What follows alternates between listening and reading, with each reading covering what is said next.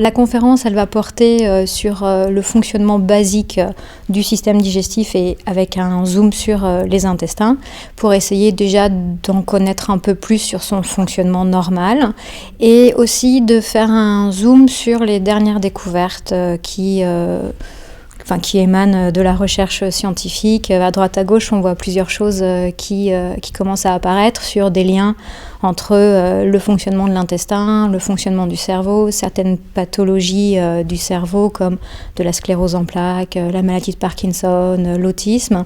Et au cœur de ces interactions entre intestin et cerveau, il y a aussi une présence très importante des habitants de l'intestin qu'on nomme le microbiote intestinal, et on va essayer de faire un zoom aussi sur ces habitants et qui ils sont, qu'est-ce qu'on sait d'eux et en quoi ils seraient importants.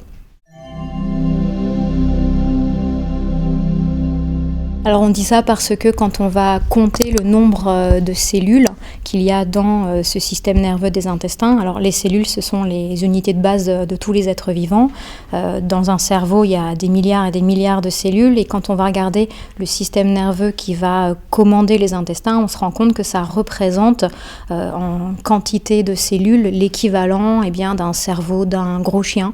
Donc on pense que c'est quelque chose d'assez important en termes de quantité de cellules. C'est pour ça qu'on dit que ça serait un second cerveau.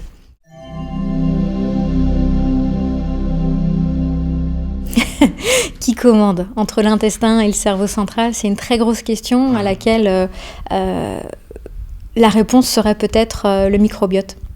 C'est toujours un aller-retour. Vous avez le cerveau qui va commander un certain nombre d'ordres au niveau de l'intestin, en ce qui concerne par exemple la motilité, les contractions, les relâchements, commander aussi la fabrication de certaines hormones qui vont permettre de découper les aliments en éléments plus petits, les nutriments.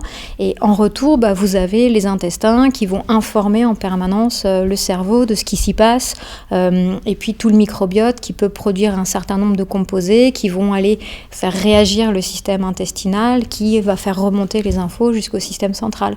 Donc quand vous me demandez qui commande qui, le premier cerveau n'est pas celui auquel on pense.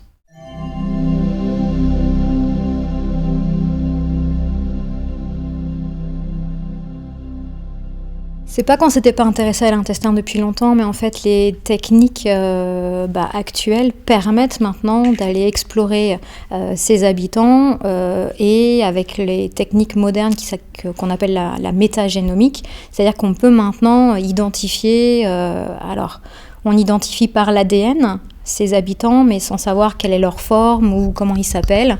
Il y a des millions et des millions de bactéries. Certaines, on connaît leur nom, on connaît leur aspect. Il y en a d'autres, on connaît juste le contenu de leur ADN, mais sans savoir à quoi elles ressemblent. Et ces découvertes-là n'ont pu être possibles que parce qu'il y a des nouvelles technologies qui ont émergé il y a une vingtaine d'années environ. Est-ce qu'on traite bien l'intestin ? Ça va dépendre de comment vous vivez et de ce que vous mangez.